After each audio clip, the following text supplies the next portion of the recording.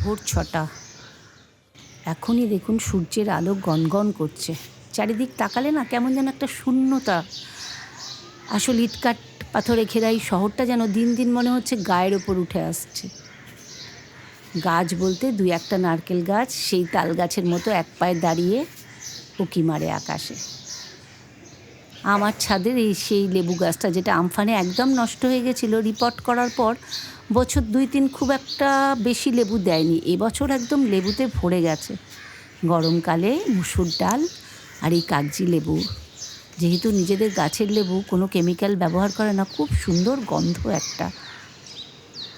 এখন গাছ বলতে তো প্রত্যেক ফ্ল্যাটের বারান্দা বা ছাদে একটু বাগান বিলাস, এই আর কি।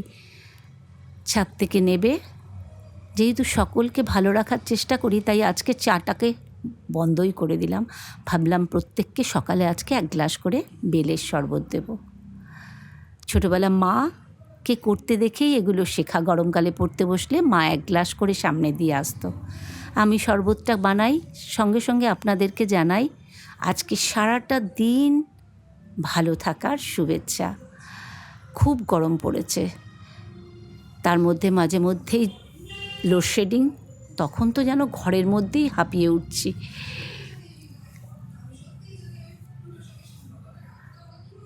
এই বেলটা যে আমাকে দিয়েছে, মানে যে সবজিওয়ালা, ও বলল ওর গাছের, প্রথমে বিশ্বাস করিনি, কিন্তু বেলটা খেয়ে মনে হলো তাই। যেহেতু ভয়েস ওভার দিচ্ছি তাই বলছি, খুব মিষ্টি, গাছ পাকা বেলের মতো।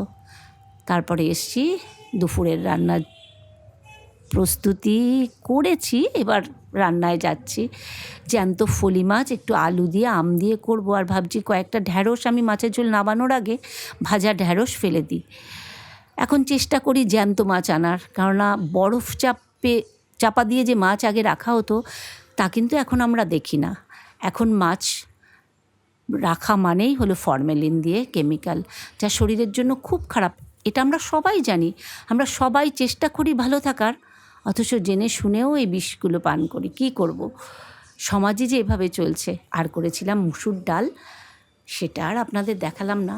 হঠাৎ ফ্রিজ খুলে দেখি ফ্রিজের এক কোণে একটুখানি মাছের তেল পড়ে আছে। আমি না বেসন দিয়ে বড়াটা করি না, একটু মনে হয় যেন নরম নরম। আমার বাড়ির লোক একটু আতপ চাল, খুব মিহি করি না, একটু দানা দানা করে বেটে সঙ্গে একটু পেঁয়াজ দিয়ে বড়াটা করেছি। নিজের প্রশংসা নিজের করতে নেই, কিন্তু সবাই বলে এটা নাকি আমি খুব ভালো করি। তবে সত্যিই খুব ভালো হয়েছিল।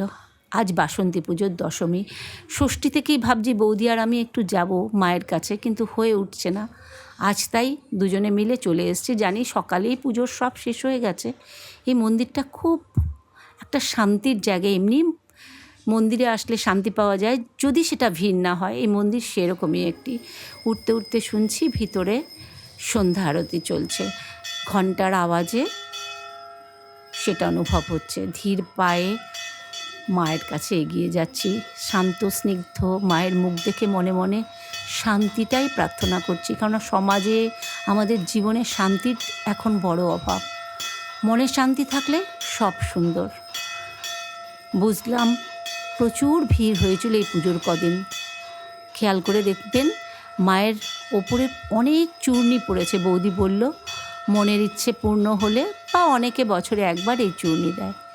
মন্দিরটি খুব সুন্দর, এর আগের ব্লগেও আপনাদের আমি দেখিয়েছি একবার।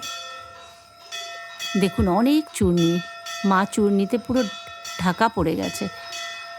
চারিদিকে দেয়ালের কারুকার্য এত সুন্দর, আর খুব ভিড় নেই বলে অদ্ভুত একটা মানসিক জোর বলুন, মানসিক শান্তি বলুন। ঈশ্বরকে তো দেখা যায় না, কিন্তু দেখবেন বিপদে পড়লে কোথা থেকে যেন একটা মানসিক শক্তি আসে, না আমি পারবো, বা আমার ছেলে মেয়ে ঠিক এই বিপদ থেকে বেরোবে।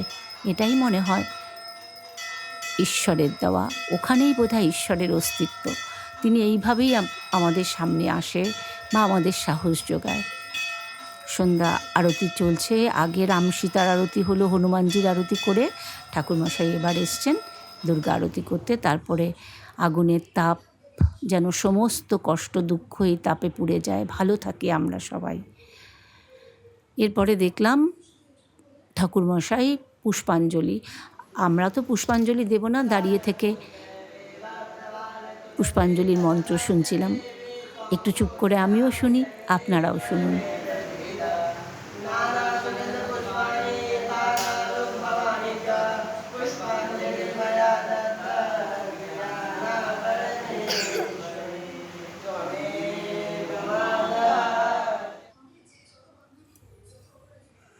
রাত 7:30 ফিরে আসছি, কেননা এদিকটা একটু ভিতরে মন্দিরটা তো ফাঁকা হয়ে এসছে। সবাই ভালো থাকবেন, আবার দেখা হবে আরেকটি নতুন দিনে। প্রচণ্ড গরম পড়েছে, তাই চেষ্টা করবেন দিনের বেলা যতটা সম্ভব কম বেরোতে, কাজগুলো পেন্ডিং রাখবেন সন্ধেবেলার জন্য। তাহলে অন্তত শরীর খারাপ হঠাৎ করে, বিশেষ করে আমরা যারা বয়স্ক একটু হয়েছি তাদের জন্য শরীর খারাপ থেকে নিজেদেরকে একটু বাঁচাতে পারবো। তাই চেষ্টা করবেন দিনের বেলা না বেরোতে। ভালো থাকবেন, আবারও সেই একই কথা।